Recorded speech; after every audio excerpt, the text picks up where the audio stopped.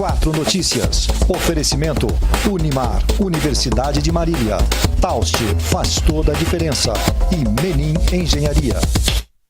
Destaques que você confere a partir de agora. 4 Notícias, a informação para você.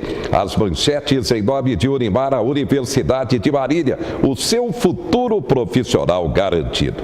Relatório final da CPI da carne estragada comprova responsabilidade de improbidade administrativa do prefeito Daniel e do então secretário da Educação, Beto Cavalari.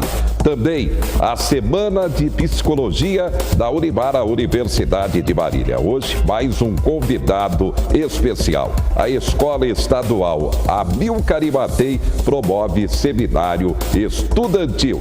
Também você confere expectativa quanto ao crescimento da economia deste segundo semestre visando o Natal. Será que ainda vai dar? Mais um caso de suicídio em Garça. Jovem de 27 anos coloca fim à própria vida por enforcamento. É o segundo suicídio em Garça em 10 dias. É aquilo que a gente tem debatido aqui. Cuidado com a depressão e suas consequências. Buscar ajuda profissional de forma imediata. A partir de agora, 4 Notícias. A informação para você.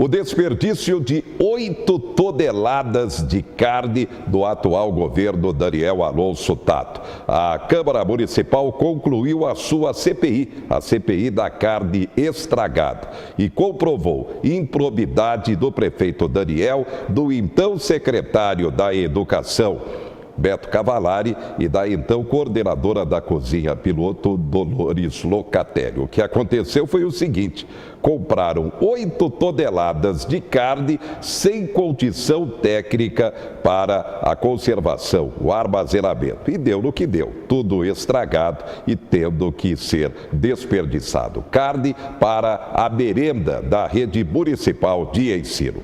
Por telefone, vamos conversar com Luiz Eduardo Nardi, o presidente da CPI da carne estragada. Ele comenta que agora esse relatório será encaminhado para o Ministério Público, como também para o Tribunal de Contas do Estado, por ser um fato gravíssimo.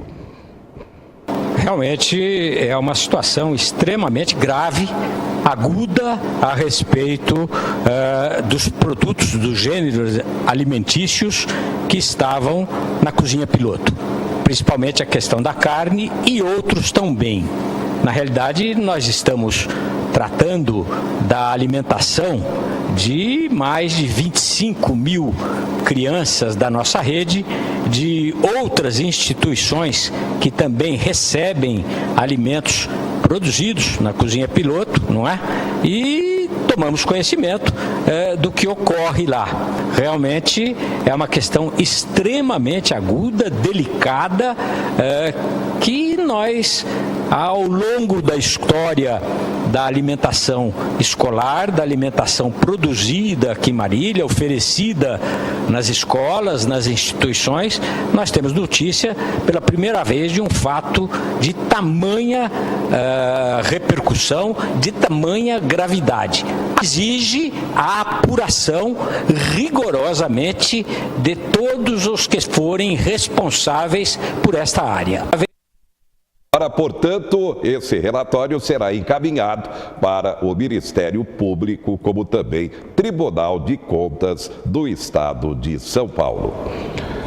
A Unimar, Universidade de Marília, dá sequência à sua tradicional semana, a Semana de Psicologia, aproveitando como gancho a Semana do Psicólogo, da Psicóloga. Hoje, nosso convidado vem do norte do Paraná, de Maringá, Paulo Vitor Palmas Navasconi é o nosso convidado especial aqui no estúdio para ser palestrante e debatedor da semana. Paulo, boa noite. Boa noite. Quem é Paulo Vitor Palmas Navasconi, profissionalmente? Sou psicólogo, sou professor da atual Faculdade Cidade Verde na cidade de Maringá e atualmente estou terminando um doutorado, no programa também da Universidade Estadual de Maringá. Bem, o seu tema do evento, a Semana de Psicologia da Universidade de Marília. Hoje a gente vai tentar discutir um pouquinho sobre os enfrentamentos das questões étnico-raciais no saber científico e principalmente na questão da psicologia. Bem, e o que falar cientificamente e também no aspecto da psicologia sobre esse tema, Paulo? A ideia é tentar falar um pouquinho como que a psicologia tem olhado, tem discutido para essas questões, para as questões, por exemplo, da população negra, sobre a questão do adoecimento, sobre a questão do sofrimento psíquico e como que a sociedade, de um modo geral, tem olhado essa questão, Como que a gente pode pensar uma sociedade mais justa, uma sociedade mais igualitária e, consequentemente, uma psicologia mais igualitária também. Bem, o problema é histórico, econômica, socialmente. A sociedade tem sido mais justa, na sua opinião? É uma boa pergunta. De certa forma, a gente verifica alguns avanços, entretanto, tem muito que ser feito. A gente vê no mesmo tempo que tem alguns avanços, a gente verifica vários retrocessos. Então, eu acho que temos muito ainda que lutar.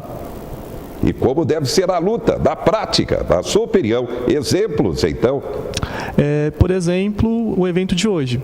Eu acho que a primeira forma, quando a gente não tem a possibilidade de nomear, de identificar um problema, a gente não vai reconhecer como um problema. E a gente sabe que o racismo é um problema no Brasil, que desde o processo da Constituição brasileira, a gente verifica que o racismo, a questão racial, ela vai estruturar o país. E a partir do momento quando a gente não reconhece que é um problema, a gente não sabe agir. Então, eu acho que a primeira forma é a informação, é o conhecimento mesmo. Então, o evento de hoje, práticas desse tipo, é o primeiro passo para a gente informar, para a partir daí pensarmos em políticas públicas, em ações e intervenções na população, na questão do adoecimento e possivelmente também em práticas que visam uma transformação a longo e a curto prazo. E aquele que se diz discriminado, que sofre a discriminação, como enfrentar a sociedade? É preciso também uma ótima psicologia. E aí, Paulo? Sim, exato. Precisa de um apoio, precisa de não só um apoio psicológico, um amparo, Porque muitas vezes a gente verifica que essa pessoa ela está sozinha, porque ela fala, fui discriminado, presenciei, vivenciei um ato racista, muitas vezes ela tem que lidar sozinha, e aí entra a psicologia, não só a psicologia, mas a educação como um todo, para tentar auxiliar e tentar fazer uma reparação, seja ela histórica, individual também. E aqueles vitoriosos dentro de uma sociedade capitalista, pelo menos tem o aspecto da vitória. Esses devem ter o exemplo seguido por aqueles que se dizem discriminados. Essa também sempre é uma pergunta. Você comenta, Paulo Vitor. Sim, exato. Mesmo aquelas pessoas que estão, por exemplo, nos cargos de poder ou então que conseguem ascender socialmente, elas não estão isentas de sofrer tanto discriminação, quanto preconceito, quanto racismo. Mas eu acredito que é importante, principalmente, essas pessoas estarem no poder, num ambiente, num espaço de representatividade. Porque a partir desse momento da gente, por exemplo, uma criança de 5 anos, ao ver um telejornal, identificar uma pessoa semelhante a si, é uma forma não só de você conseguir se identificar, mas também a gente vê da questão da autoestima, da construção de uma autoestima mais integrada e, consequentemente, essa pessoa que está ocupando esse espaço está sendo, por exemplo, uma figura de exemplo e também de fortalecimento dessa autoestima. Bem, quando você participa de uma palestra, de um debate sobre esse tema, qual é a pergunta que mais você tem que responder sobre essa questão? Se um dia a gente vai conseguir vivenciar uma sociedade sem racismo. Essa é a grande pergunta que volta e meia as pessoas acabam fazendo. E na sua opinião, isso um dia será possível?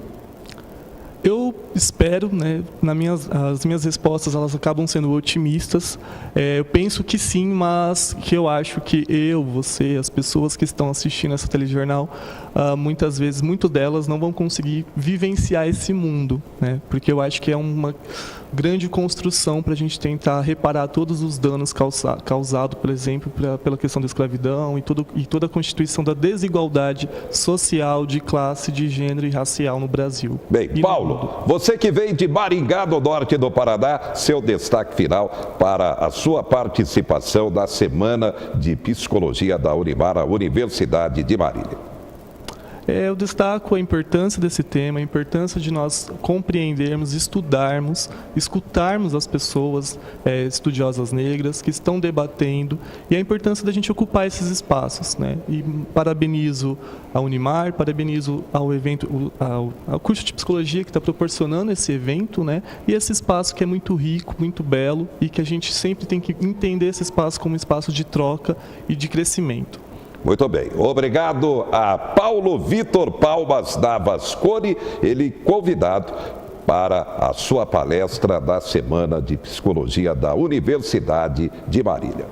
Bem, o Brasil é um super campeão da carga tributária. Só os brasileiros já pagaram esse ano R$1,5 trilhão só em impostos. Apesar de ser um super campeão nessa carga tributária, o Brasil também é um campeão em pirataria e a Receita Federal faz campanha tentando coibir.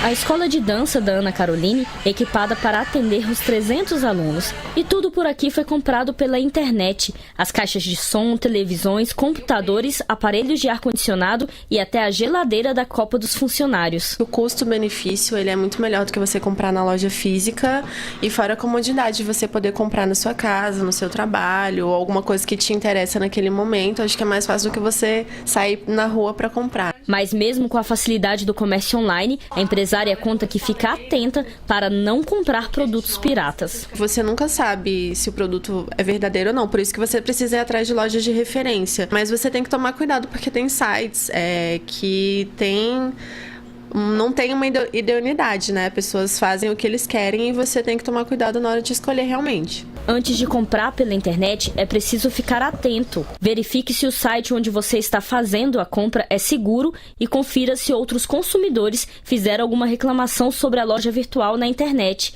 Em sites que são intermediários entre vendedores e consumidores, é mais comum encontrar produtos piratas. Também é bom checar se as fotos do anúncio são realmente do objeto que está sendo vendido e como funcionam as políticas de devolução, caso o consumidor desista da compra. Quando nós exigimos que um determinado produto seja certificado, nós estamos dizendo que aquele produto passou por uma série de avaliações em relação à sua qualidade, em relação à segurança que aquele produto vai proporcionar ao consumidor na hora do uso. E se a compra não for feita pela internet, também é preciso ficar de olho. Se a mercadoria estiver muito barata, com preço médio abaixo do valor de mercado, é melhor desconfiar. Vale também conferir as condições da embalagem e do manual. E, se possível, sempre testar o produto antes de levar para casa. Se eventualmente perceber depois que ele fez uma aquisição de um produto que foi falsificado, ele deve procurar o site, ele deve procurar reverter essa compra, devolver essa compra e se entender que realmente foi enganado, que aquele produto é falso, ele deve procurar os órgãos de defesa do consumidor para fazer esse registro, tanto os PROCONs quanto o Ministério Público nos estados, mas também deve procurar uma delegacia de polícia, porque a falsificação é crime. O produto pirata não tem garantia, pode ser mais barato, mas a qualidade realmente vai ser inferior do que o produto original. Não vale a pena, você não sabe a procedência do produto, você não tem a garantia, você não sabe a qualidade, então realmente é preferível que você escolha o produto original e um site de confiança. Tá aí então, e você? Costuma comprar produtos piratas? Essa sempre é uma grande pergunta. E Marília não terá o desfile cívico de 7 de setembro comemorativo à independência do Brasil. O tradicional desfile. O cancelamento foi determinado pelo prefeito Daniel Alonso. Justificativa: economia para se montar a estrutura para o desfile cívico-militar tradicional na Avenida Sampaio Vidal. Portanto, o desfile de 7 de setembro, este ano, em Marília, não será realizado. Destaques do momento. Você tem veículo placa final 5612? Prazo para a quitação do licenciamento termina sexta-feira. Confiança da indústria tem recuo ao menor nível deste ano, de acordo com a Confederação Nacional do Setor. E, paralelamente, a confiança do comércio também caiu. Mais baixo nível em um ano. É claro, a economia está travada, a população com alto índice de desemprego, sem dinheiro, poupando ao máximo, não tem consumo no comércio e, com isso, o comércio não encomenda da indústria. Por isso, há preocupação para as vendas de Natal deste ano. Daqui a pouco, vamos falar sobre a Semana de Nutrição da Unimar, a Universidade de Marília. Mais um caso de suicídio na microrregião de Marília. É o problema da depressão e a consequência, dessa vez, um jovem de 27 anos. A gente volta já já.